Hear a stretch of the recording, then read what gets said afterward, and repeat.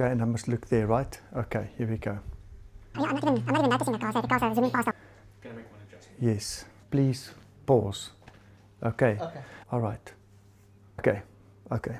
Okay. What? Sorry, I'm like whirling here. Okay. Okay. Hi guys, welcome to this week's video. I'm very excited to bring this one to you. I was wondering what am I going to do this week? What am I going to record with cross and caliber? With all the different things we've been doing the last few weeks and all the different topics that we cover. And I thought, you know what, I'm going to share with you. It's been a month and I've always wanted to do this video. I would like to share specifically with South Africans and all those watching from abroad some interesting information with regards to South Africa and the Firearm Control Act, or how you obtain your firearm license, the process, because there's lots of myths, there's lots of stories out there about getting your firearm license in South Africa. What do you go through? What do you do? What must you do? So I thought, let me share my personal experience with you of what I just went through. So here we go.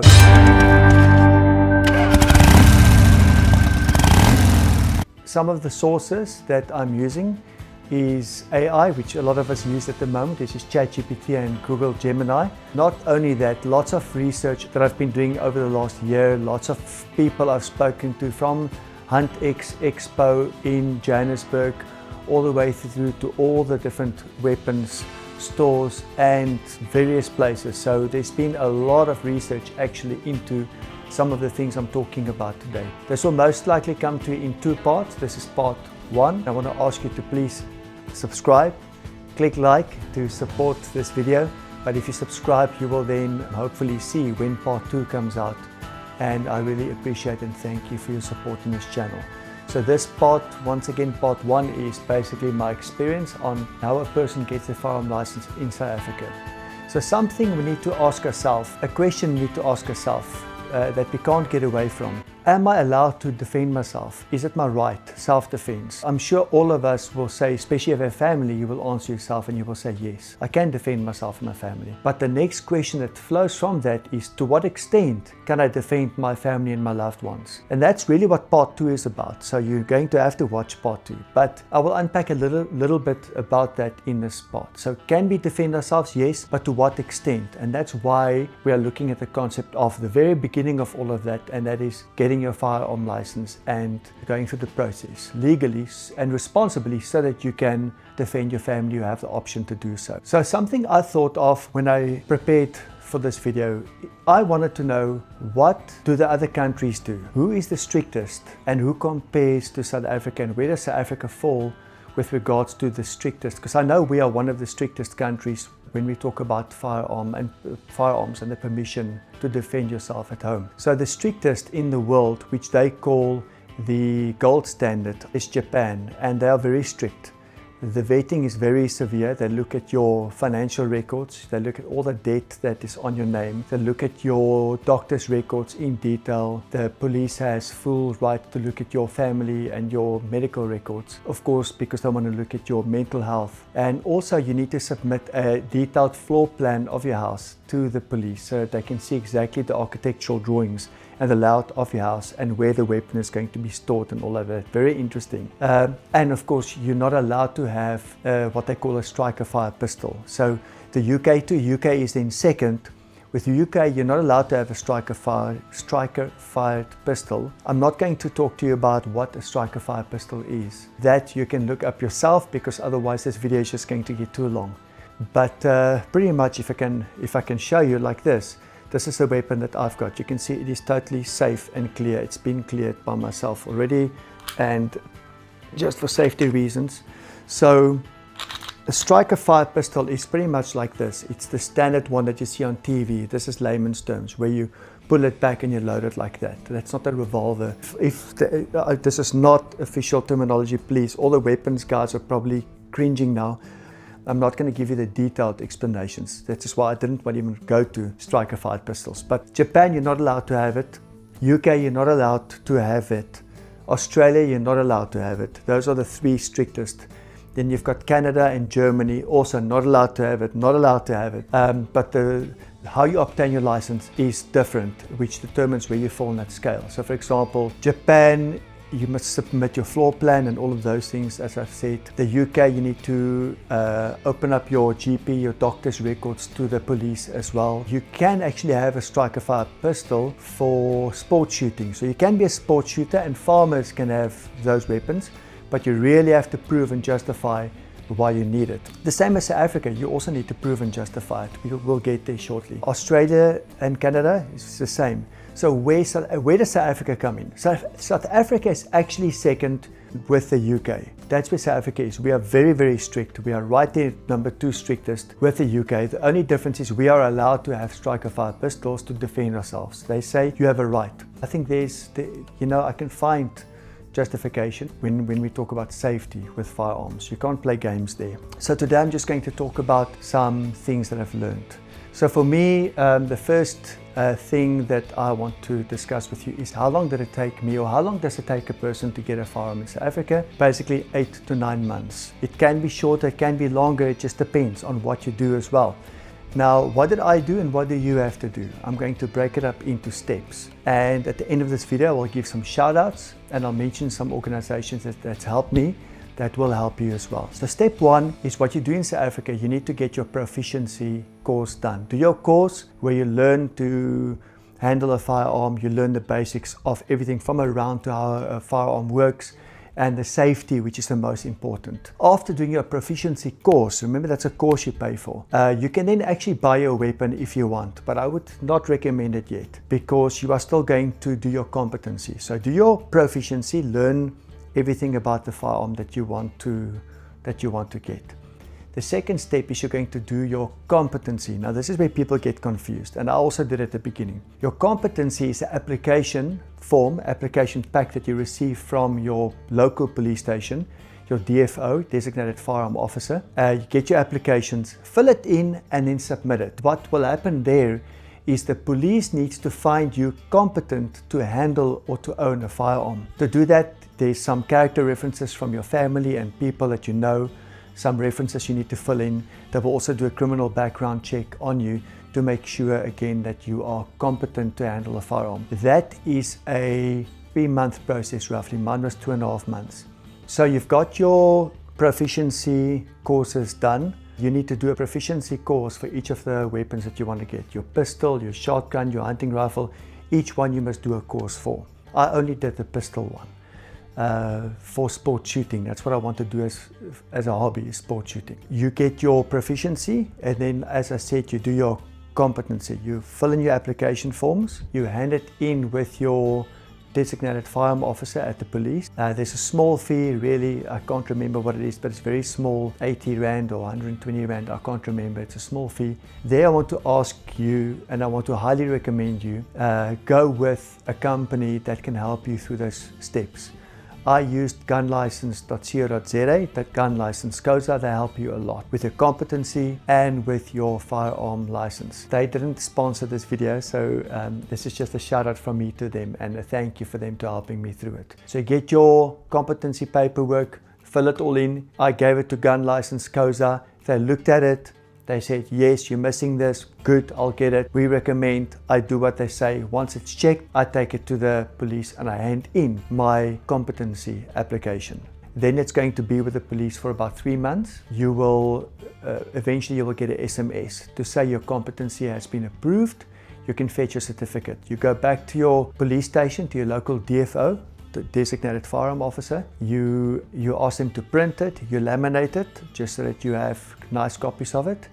Then you will take that competency certificate and put it in your firearm application pack, which is about this thick. Gun license goes like that, will help you through the process. So also when you get your competency certificate, you will also ask, can I please have my firearm application? They will give you a firearm application. Then you fill in all of the paperwork. You take the photos, you submit IDs, more character references. Basically just do what it says in the pack. Give it again to gunlicense.co.za and then they will help you. They will check it.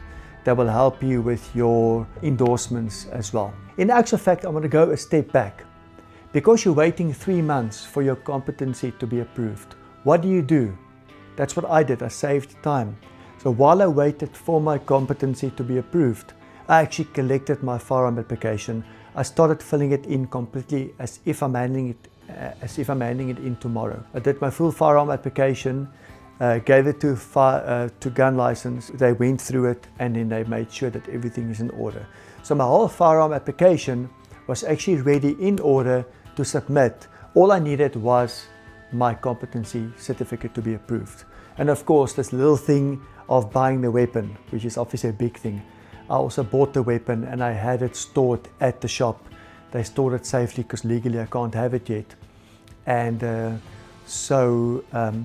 in your firearm application, you need to put down the weapons details, and they help you with that and so on. So the moment I received notification that I can fetch my competency certificate, I went and I fetched it.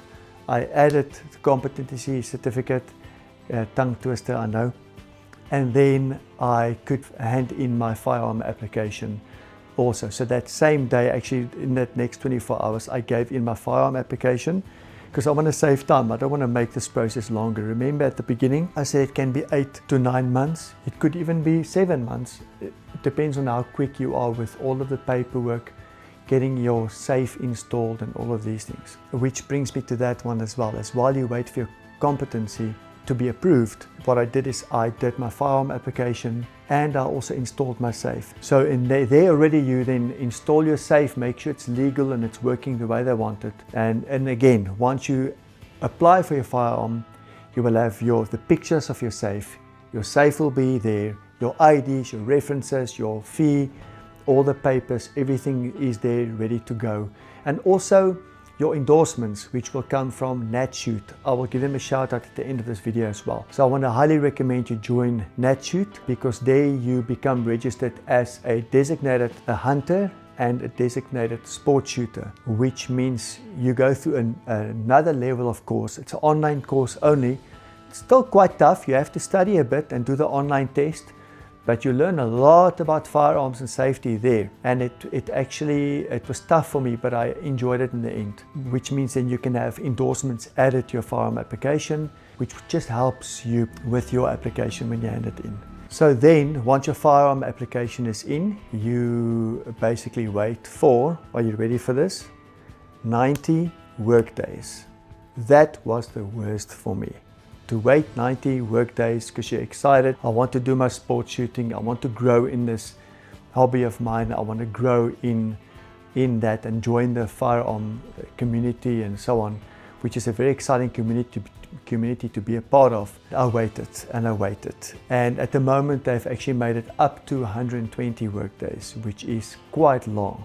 Which then doesn't make, the 8 to 9 months is out the window, then it takes longer.